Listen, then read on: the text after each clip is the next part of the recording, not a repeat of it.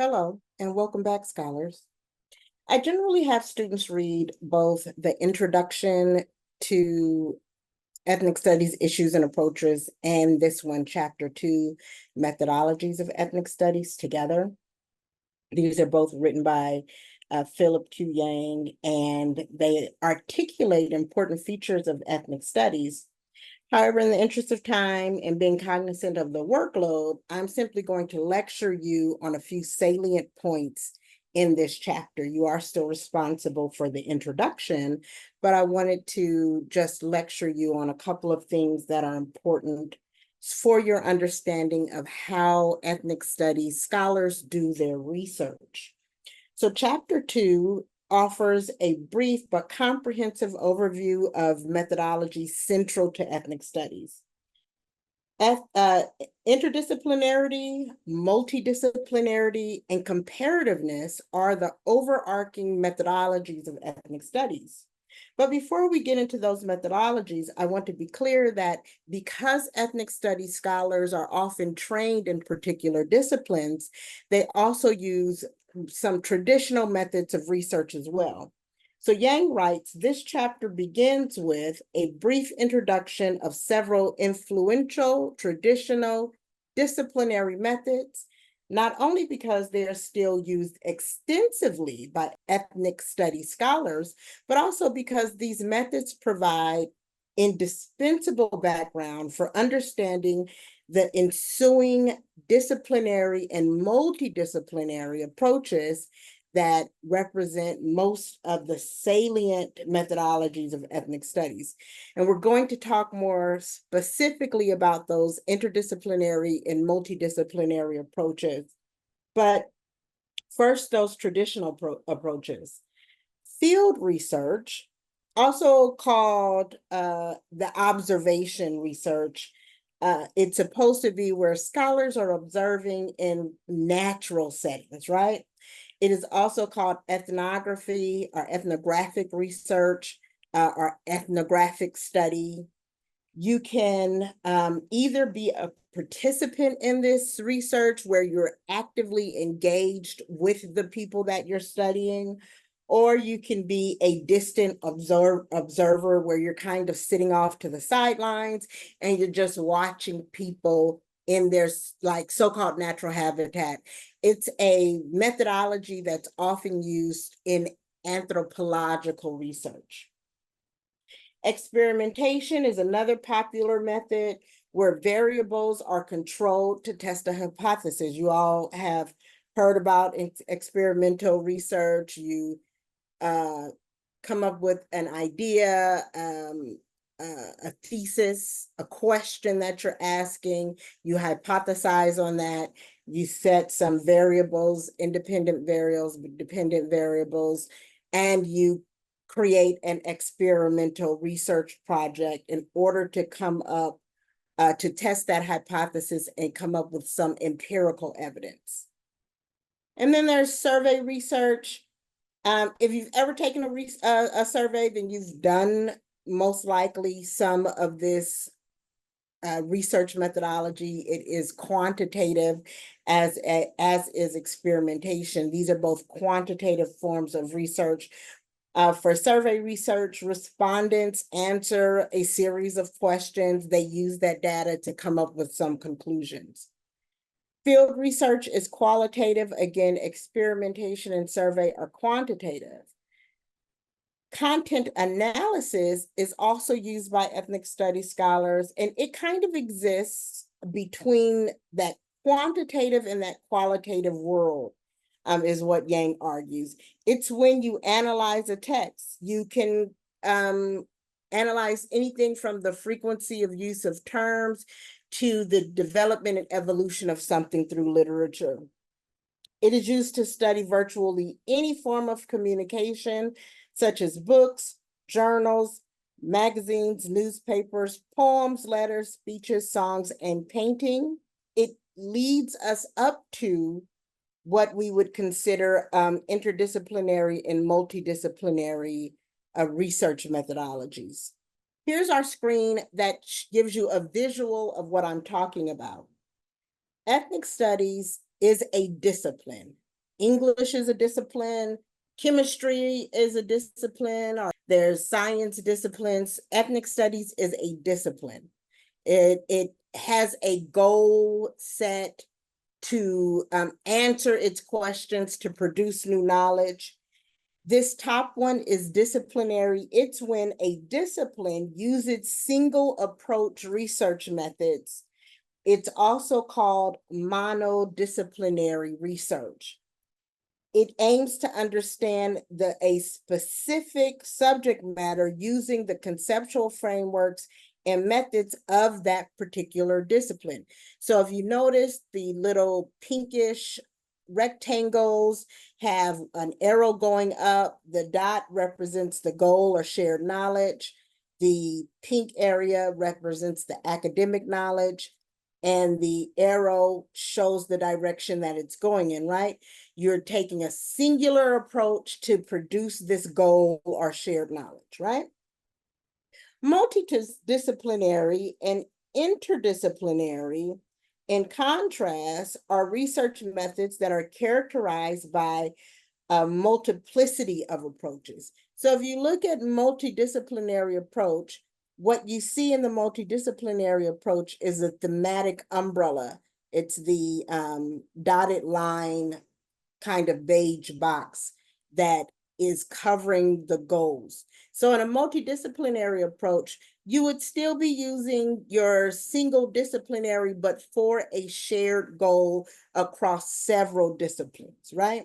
So let's say the first arrow is ethnic studies, and then the second arrow is computer science, and then the third arrow is English, right? And you're going to use the different disciplinary approaches in order to come to a central kind of theme to produce new knowledge. Interdisciplinary crosses the discipline boundaries. If you notice, these arrows are going in a multitude of directions. They are all pointing to a single goal. They assemble each other and they integrate each other in multiple disciplines. These types of disciplines, both multidisciplinary and interdisciplinary, tend to be more comprehensive and more thorough in their research method and the kinds of conclusions that they can come to.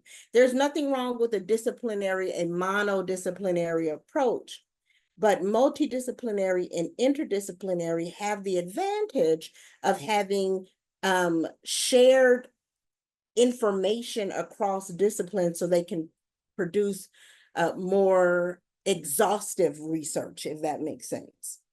The convergence is important. That's also considered transdisciplinary sometimes. The convergence is important. It uses that interdisciplinary kind of conglomerate of disciplines that are crossing each other, but it includes both academic and non-academic producers of knowledge, right?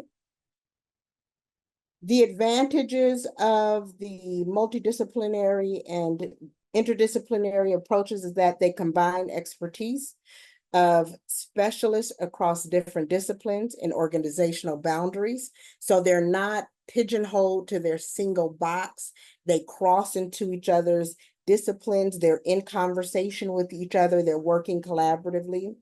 They facilitate cross-disciplinary exchanges of concepts, ideas, and techniques, and are able to develop comprehensive frameworks for explanation of social events and phenomena.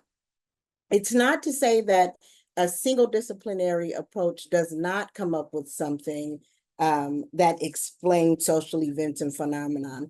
But the advantage of a multidisciplinary approach is that you get a broader brush to understanding. You get different techniques and different nuances for understanding something. And then finally, they combine, or the combination and integration of multidisciplinary expertise and interdisciplinary interactions ensures optimal and comprehensive answers to the questions being asked, right? Ethnic studies requires interdisciplinarity and multidisciplinarity because of the multifaceted complexity and interdependency of ethnic phenomena. ethnic groups and their interrelations can be understood from multiple and integrated perspectives. That said, it's important for ethnic studies to use these interdisciplinary and multidisciplinary approaches because the groups that they're studying have very nuanced and diverse experience, but some of those experiences are also related and interconnected. And so it's important to be able to do research across disciplines to utilize different ideas and techniques in order to fully understand the experiences of ethnic groups and how they connect and are related to each other. And that brings us back to the comparative approach. The comparative methodology is a set of techniques that attempts to describe and explain similarities and differences. It's important to note that the comparative approach does not create like a monolithic group oppressive identity. And it does not mean that you're playing oppression Olympics. If you remember the Hugh DuHart reading, she offered us both an explanation of comparative and relational approaches. Comparative approaches looks at how experiences of people of color and these ethnic groups that are covered under ethnic studies are linked and connected to each other, and also how they differ from each other, the nuances in their experience. The purpose is one, it describes and explains similarities and differences across social groups. This encompasses 3 specific dimensions.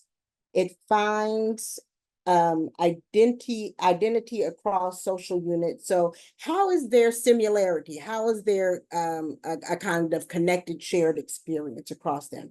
It identifies cross-unit differences. At the same time, how are they different? 3, it accounts for commonalities and variations across social units in a characteristic. So it says, these are the ways that it's connected, these are the ways that it's different, and what kinds of conclusions can we draw from that regarding the groups as individuals, but also as a collective group of people. The second aspect is it interprets specific experiences and trajectories of specific social groups in reference to other groups. That is, comparatists are interested in the cases themselves, and they attempt to understand the cases. So let's say there's a phenomenon happening within the Chicanx community, and we see a similar phenomenon happening in the Black community. There is an investment in understanding the individual cases of each group, but also understanding how there's a difference or nuance in them.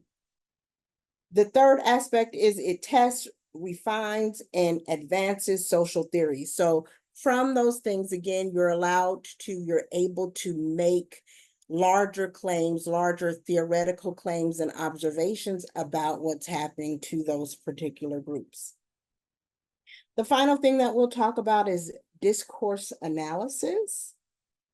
Discourse analysis is widely used research methods among humanists, so people who are studies in the humanities. So linguists, literary scholars, communication scholars, and has been increasingly becoming more recognized within the social sciences such as anthropology, psychology, sociology, and political science. Hence, discourse analysis may be defined as the study of written or spoken text in their relation with social context. Discourse is the communication that happens, right? And communication happens on a number of levels. It happens in speech acts, but it also happens in body language. There are 2 types of analysis in the structure of a discourse or discursive act: the surface structures and underlying structures. Surface structures refer to the forms of language that can be seen, heard, such as sounds, intonations, gestures, graphics, syntax, letters, words, phrases, paragraphs, and the whole text, as well as the order of lexical expressions, so how you phrase something. Those are surface structures, the ways that we commonly communicate with each other. When you're communicating with someone, when you're in a discourse or a conversation, a discussion with someone, you're not just communicating with the words that you say, you're communicating with your facial expression, your body language, the tones, the intonation, the inflections in your voice, where your voice rises and falls, the non-spoken sounds that you make. Yes, stuff like that you're making in agreement or dissatisfaction. There's a number of ways in which you're communicating with your whole body. That's a part of the discourse that they're speaking of. The underlying structure refers to discursive meaning in action or interaction. Discursive meaning includes perspective, namely the point of view from which an event is seen, or more generally, the position of the speaker or the writer. Perspective is very, very important. You can put two people in front of the same book and they're going to take different things from it because of where they're coming from and what they're bringing to it. You can put two people who are eyewitnesses to an event and they will draw different conclusions because of what they're bringing to it, their particular perspective. That's a part of that meaning, that action and interaction that happens in discursive analysis. Action and interaction in discourse may take several forms. First, speech act and verbal utterances such as assertions, questions, premises, complaints, requests, commands, orders, accusations, and threats. Speech acts may show the expression, enactment, legitimization of power or dominance, or delegitimization, exclusion, marginalization, derogation, defamation, or inferiorization of the powerless. All of these happen within that discursive analysis, within that action and interaction, right? We can use what we say to either authorize something or someone, or to create a powerlessness around them, right? The advantages of discourse analysis are a couple. The first is you can study both verbal and nonverbal text, right? So you can understand what someone is verbally saying, but then you can pay attention to what's existing in their body language. If it's a communication kind of thing, you can read between the lines, right? The second advantage is it allows a longitudinal study of changes in the text. So you get a long view of the text, and it can integrate multidisciplinary approaches. Understanding these methodologies will help you to understand what's at stake in ethnic studies scholarly research, right? Our investment as ethnic studies researchers in approaches that help to bring in the powerless, help to fold in the core four groups of people who tend to be erased or pushed into the margins, that help to understand their experiences, not as just victims of something, but as knowledge producers in the world, right? So understanding and taking up alternate forms of knowledge production, and understanding that to be as valuable, as epistemological as some of the more traditional forms of knowledge that we understand. Okay, I'm going to stop this lecture here. You please let me know if you have any questions regarding anything, and you have a great day.